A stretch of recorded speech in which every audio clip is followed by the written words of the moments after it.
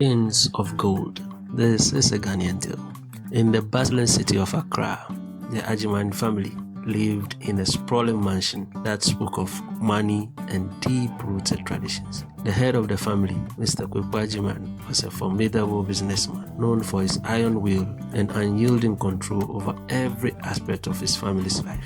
His wife, Agyeman, was just as exacting, her discerning eye ensuring that the family's social standing remained impeccable. Together, they had two children, Nanaya and Kwame. Nanaya, the eldest, was a spirited young woman with dreams that extended beyond the confines of her gilded cage. Kwame, on the other hand, was the golden child, the obedient son who followed every directive with the precision his parents demanded. Nanaya's life was a series of meticulously planned events, the finest schools, the most elite social circles, and now a marriage to a man she barely knew. Her parents had arranged her union with Daniel Mensah, the son of a business tycoon, to solidify a crucial alliance. Nanaya's protest fell on deaf ears. This is for the good of the family, her father had said, his tone broken no argument.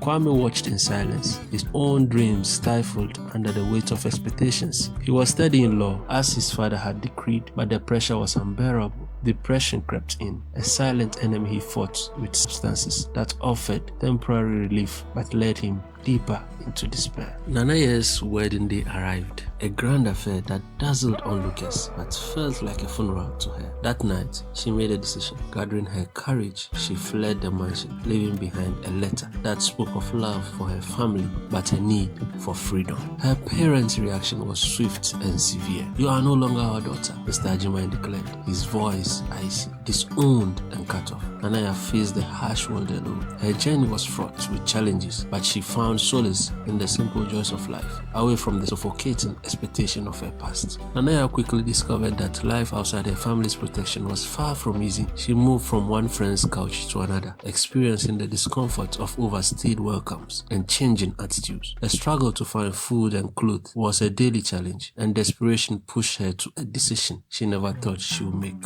One night, with no other options, Nanaya became a hookup. Her first client was Kofi, a teacher. When he met her, he noticed something different about her. She was eloquent, well-behaved, and visibly uncomfortable with the situation. Kofi saw past the circumstances that had brought her to this point and recognized her through their initial encounter. Kofi sought her out again, not as a client, but as someone who wanted to help. Over time, their relationship blossomed into genuine affection and respect. Kofi's kindness and understanding provided Nanaya with the stability she desperately needed. Meanwhile, Kwame, through his parents' direction, continued and excelled in his academics. He graduated with honors and was called to the bar, a moment his parents celebrated with great pride. Mr. and Mrs. Agyeman boasted about their son's achievement. Anyone who would listen painted a picture of a perfect family. However, deep within, Kwame was far from happy. The relentless pressure to meet his parents' expectation had taken its toll. Stressed and depressed most of the time, Kwame turned to drugs to calm his nerves and escape the overwhelming burden of his reality. As Nanaya and Kofi grew closer, he discovered her deep interest in fashion design. Her eyes would lit up when she talked about fabrics, colors, and the latest trends. Recognizing her talent and passion, Kofi decided to help her pursue her dream. He enrolled her in a reputable fashion design school, covering the cost and encouraging her every step of the way. Nanaya thrived in her new environment, finding joy and fulfillment in her studies. The fashion design school became a sanctuary, a place where she could express herself freely and develop her skills. The support and love from Kofi gave her the strength to face her challenges with renewed determination. Meanwhile, Nanaya discovered she was pregnant. It was a bittersweet moment. Joy mingled with the fear of raising a child without her family's support.